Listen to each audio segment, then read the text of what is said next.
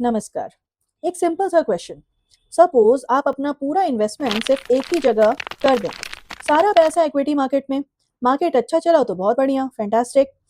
लेकिन मार्केट में क्राइसिस आ गया, ग्लोबल टेंशन आ गई, ऑयल प्राइसेस शूट अप कर गए, फॉरेन इन्वेस्टर्स पैनिक कर गए, तो प्रॉब्लम हो सकती है। अब इंटरेस्टिंग बात यह है कि डाइवर्सिफिकेशन का ये प्रिंसिपल सिर्फ इंडिविजुअल इन्वेस्टर्स के लिए नहीं है। एक कंट्री के फॉरेन कैपिटल फ्लोज के लिए भी डाइवर्सिफिकेशन इंपॉर्टेंट हो सकता है। और आज हम इंडिया के कैपिटल मार्केट में हो रहे एक इंपॉर्टेंट स्ट्रक्चरल चेंज को समझेंगे। इंडिया में फॉरेन कैपिटल का मिक्स ग्रेजुअली रीबैलेंस हो रहा है इक्विटी और डेट के बीच। तो पहले हम बेसिक से समझते हैं। फॉरेन इन्वेस्टर्स इंडिया में ब्रॉडली डिफरेंट फाइनेंशियल एसेट्स में इन्वेस्ट कर सकते हैं, फॉर एग्जांपल शेयर्स या सिक्योरिटीज। और दूसरी तरफ debt securities such as bonds. India की फॉरेन इन्वेस्टमेंट स्टोरी में इक्विटी मार्केट का रोल काफी प्रोमिनेंट रहा है। फॉरेन पोर्टफोलियो इन्वेस्टर्स यानी कि एफपीआईज इंडियन इक्विटी मार्केट में इन्वेस्ट करते हैं। तो प्रॉब्लम क्या है? इक्विटी फ्लोज वॉलेटाइल हो सकते हैं। जब इंडियन इकोनॉमी अच्छा परफॉर्म कर रही हो, कॉर्पोरेट अर्निंग स्ट्रांग हो, ग्लोबल इन्वेस्टर्स इमर्जिंग मार्केट्स को लेकर ऑप्टिमिस्टिक हों, तो फॉरेन मनी इंडियन इक्विटीज में आ सकती है। लेकिन जैसे ही इकोनॉमिक स्ट्रेस के साइन दिखने लगे, ग्लोबल क्राइसिस हो जाए, इंटरेस्ट रेट एनवायरनमेंट चेंज हो जाए, या इन्वेस्टर्स रिस्क से बचने लगे, फॉरेन इन्वेस्टर्स इक्विटी मार्केट से मनी विड्रॉ कर सकते हैं। और इसी को हम कभी कभी ब्रॉडली रिस्क ऑफ बिहेवियर के कॉन्टेक्स्ट में समझते हैं। तो अब सोचिए, foreign investors Indian share sell करते हैं। उन्हें अपना पैसा वापस डॉलर्स या दूसरी फॉरेन करेंसीज में कन्वर्ट करना है। फॉरेन करेंसी की डिमांड बढ़ सकती है, रुपी पर प्रेशर आ सकता है। इसलिए strong equity outflows global crisis के समय करेंसी वॉलेटिलिटी को इंटेंसिफाई कर सकते हैं। अब यहाँ एंटर करता है इंडिया का debt market.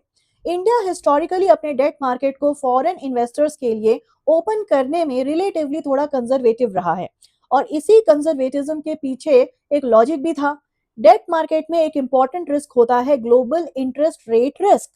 Suppose global interest rate suddenly increase हो जाते हैं, इन्वेस्टर्स फिर कंपेयर करेंगे इंडिया के बॉन्ड्स होल्ड करें या किसी और मार्केट में बेटर रिस्क एडजस्टेड रिटर्न मिल रहा है कि नहीं। अगर investors suddenly emerging market debt sell करना शुरू कर दें, तो बॉन्ड प्राइसेस पर प्रेशर आ जाता है। बॉन्ड यील्ड्स राइज कर सकती हैं और गवर्नमेंट बोरोइंग्स कंडीशंस भी इंपैक्ट हो सकती हैं। इसी वजह से India traditionally foreign participation in debt market को केयरफुली मैनेज करता है। लेकिन ग्लोबल फाइनेंशियल एनवायरनमेंट चेंज हुई है। इकोनॉमिक टाइम्स के आर्टिकल का आर्ग्यूमेंट ये है कि ग्लोबल इंटरेस्ट रेट्स एक एक्सटेंडेड पीरियड तक रिलेटिवली बेनाइन रहा है। पोस्ट कोविड पीरियड में इंटरेस्ट रेट्स मेन जो शार्प चेंज उसमें आए हैं, वो लार्जली सेंट्रल बैंक एक्शंस के through coordinated monetary policy responses का पार्ट था। At the same time 1990s के एशियन फाइनेंशियल क्राइसिस के पीरियड के कंपैरिजन में ग्लोबल कैपिटल मार्केट स्ट्रक्चर्स भी इवॉल्व हुए हैं। तो एक इंपॉर्टेंट क्वेश्चन, क्या फॉरेन डेट इन्वेस्टमेंट इंडिया के लिए रिस्क क्रिएट नहीं करेगा? रिस्क तो हर कैपिटल फ्लो में होता है, लेकिन इंपॉर्टेंट इशू है रिस्क अब्जॉर्प्शन कैपेसिटी। इंडिया का equity market gradually foreign investors exit को एब्जॉर्ब करने की ग्रेटर एबिलिटी डेवलप कर चुका है। सिमिलरली डेट मार्केट को भी ऐसे डिजाइन और डीपेन करने का ऑब्जेक्टिव है कि मार्केट वॉलेटिलिटी को बेटर वेथस्टैंड किया जा सके। अब मैं आपको एक सिंपल एग्जांपल देती हूँ। सपोज इंडिया में total foreign portfolio capital 100 rupees है और हाइपोथेटिकली 90 रुपीज इक्विटी में है और सिर्फ 10 रुपीज डेट में। अगर ग्लोबल क्राइसिस के time equity investors aggressively exit करते हैं, तो फॉरेन कैपिटल स्ट्रक्चर पर सिग्निफिकेंट प्रेशर आ सकता है। अब सेकंड सिचुएशन देखिए। सपोज फॉरेन कैपिटल का कंपोजिशन ज्यादा डाइवर्सिफाइड है। ठीक है, रुपीज 60 इक्विटी में है तो रुपीज 40 डेट में। मैं ये एक्चुअल डेटा नहीं दे रही, ये सिर्फ कंसेप्चुअल एग्जांपल है आपको समझाने के लिए। अब फॉरेन कैपिटल का पूल डिफरेंट एसेट क्लासेस में डिस्ट्रीब्यूटेड है। इसी को आर्टिकल एक इंटरेस्टिंग वर्ड से एक्सप्लेन करता है, बैलेस्ट। बैलेस्ट क्या होता है? शिप में बैलेस्ट स्टेबिलिटी प्रोवाइड करती है।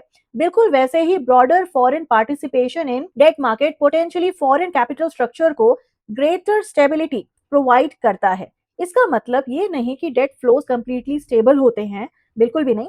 डेट इन्वेस्टर्स भी एग्जिट कर सकते हैं, इंटरेस्ट रेट चेंज होते हैं, बॉन्ड यील्ड्स चेंज होती हैं, करेंसी रिस्क होता है। लेकिन आर्ग्यूमेंट ये है कि एक डाइवर्सिफाइड लेकिन आर्ग्यूमेंट ये है कि a diversified pool of foreign capital may be less flighty than excessive dependence on one asset class.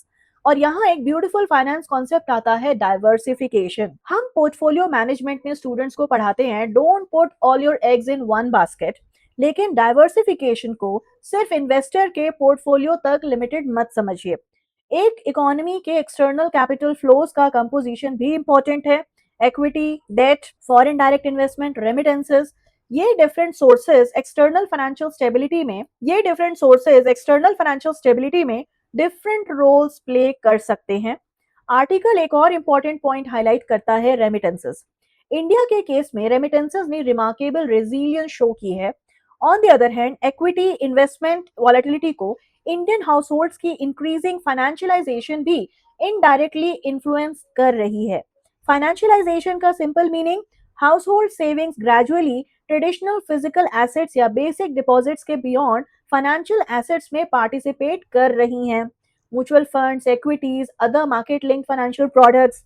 Domestic investors की पार्टिसिपेशन बढ़ने से मार्केट के पास फॉरेन सेलिंग को अब्सॉर्ब करने का ब्रॉडर डोमेस्टिक बेस डेवलप हो गया है। आपने कभी हेडलाइंस देखी होंगी, एफपीआईज आर सेलिंग, लेकिन साथ ही कभी डोमेस्टिक इंस्टीट्यूशनल इन्वेस्टर्स बाइंग कर रहे होते हैं। ये मार्केट स्ट्रक्चर में एक इंपॉर्टेंट चेंज को इंडिकेट करता है।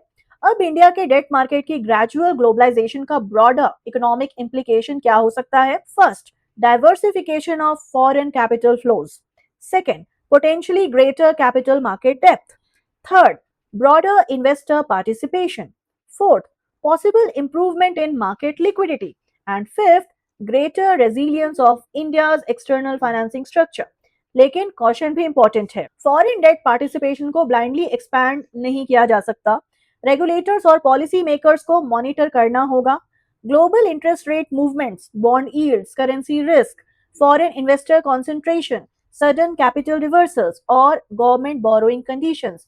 फाइनेंस में एक लाइन मुझे बहुत इंपॉर्टेंट लगती है, फाइनेंशियल स्टेबिलिटी का मतलब रिस्क को एलिमिनेट करना नहीं है। रिस्क एलिमिनेट नहीं होता। फाइनेंशियल स्टेबिलिटी का मतलब है सिस्टम की रिस्क अब्सॉर्ब करने की कैपेसिटी को इम्प्रूव करना। और परहैप्स इंडिया के कैपिटल मार्केट्स जो डेट इक्विटी रीबैलेंसिंग हो रहा है, उसको इसी पर्सपेक्टिव से समझना चाहिए।